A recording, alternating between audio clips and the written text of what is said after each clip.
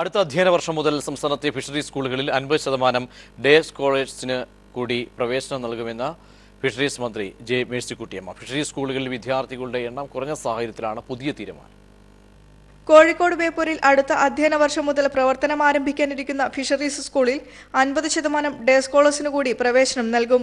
നിലവിൽ സ്കൂളുകളിൽ താമസിച്ചു പഠിക്കലാണ് ഫിഷറീസ് സ്കൂളുകളിലെ രീതി.